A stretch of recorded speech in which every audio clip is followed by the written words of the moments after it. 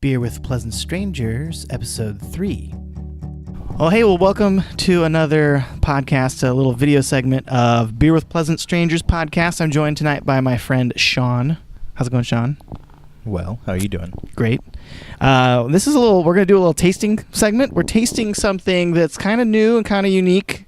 It's from Burgeon Beer Company, which is located in Carlsbad, California. And Sean, why don't you tell us what is special about this beer that we're going to be trying? Well, it is a zero-IBU East Coast India Pale Ale in the fashion of the Vale's I Don't Want to Be You. So that means they use no bittering hops, and then they only use added hops in the finish to give it the flavor or the juiciness, as people would like to say these days.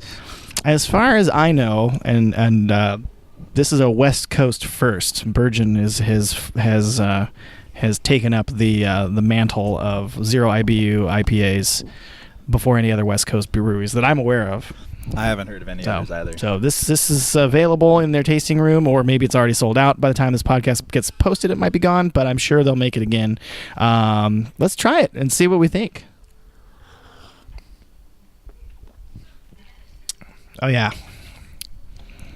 it's like, that's good. It's sweet and kind of fluffy, and it kind of like, I don't know. I get like a vanilla off of it. I get a lot of I get the vanilla too, but I get really kind of more of like the mango, kind of more tropical fruits on this side. Also, when I had my mother-in-law taste it, she thought it was a fruity beer that they threw in a bunch of fruit into. No fruit. And that's why she didn't like it. Just hops. 3 different kinds of hops. Vic Secret is one of them, hence the name Universal Secret, and I totally blanked on the other two. We'll put that in the show notes so you guys know. This is really tasty. Super tasty. This is going to be a hit. I feel like there's only more breweries that are going to start trying to do this style. Might have been Amarillo. Our camera guy is trying to help us out. I don't think it's Amarillo, but we'll do our homework next time. Because I remember we were talking about how Amarillo doesn't really fit this style quite as much, or at least the brewers from Burgeon were.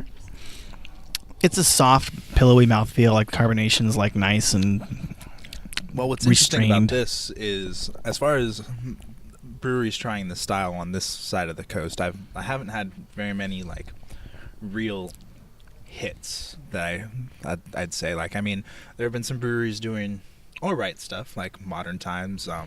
Abnormal is all right. Cellar Maker is their own style. I don't consider them East Coast. But other than Monkish, I don't think that there's been anything Monkish this good from this coast. Monkish is in a league of their own on the West Coast.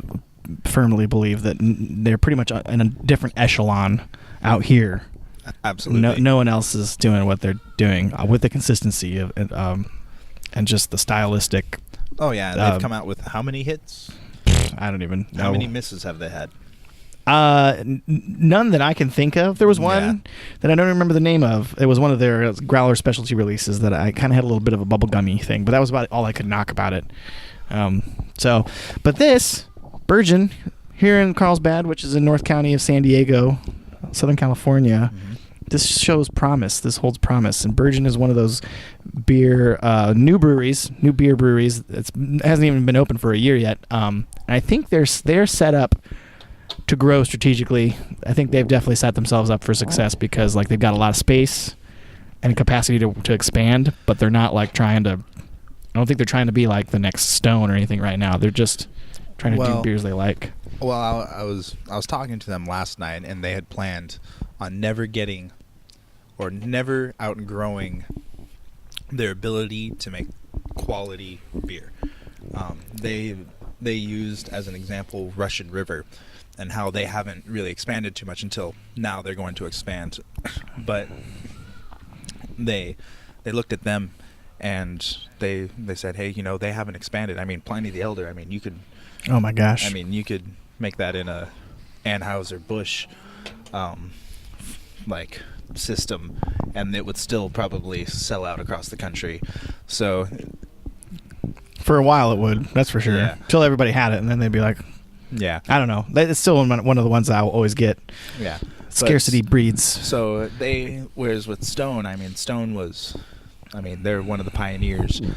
Actually, their brewer, Anthony. Yeah, is that correct? Anthony is the head brewer at Burgeon. He worked for Stone. Yeah, he worked for Stone for quite a while. And that's where he got his start. And actually, this is a Stone collaboration.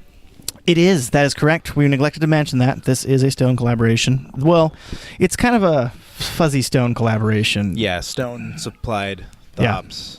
Yes. Anthony worked for Stone, and he actually worked for Rough Draft as well before going to Burgeon, I believe. Interesting. So. Something else interesting about Burgeon, in my opinion, why they're really set up to succeed. Well, one, they started right off the bat. I mean, they got obviously a very good brewer. I've had a couple of their beers, and I haven't had a miss yet. Mixed Greens is one of the more clearly definable double IPAs that I can, like, as far as it's West Coast style, isn't it? I would say it is. Yeah, it's definitely one of the more unique and definable double IPAs that I've had on draft recently. They're going to be canning pretty soon, releasing their first cans, and so maybe even by the time this podcast or this little video goes up, their cans will either be impending to come out, or have just come out. So, if you live anywhere near Carlsbad or San Diego, or you know people, put a bug in their ear to get some of the early cans, because I know they're canning 2 different beers. Not this one, although I'm sure that they would get around to it eventually if this was a hit. Will.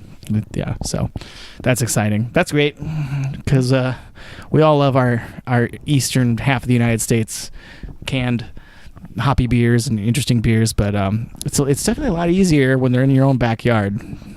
Yeah, I'll take this mosey on over there any day over over many of those East Coast juicy beers, with the exception of a couple greats. Yeah, this is up there. So, well, that was a Universal Secret. Thanks for tasting it with me, Sean, and thanks for watching.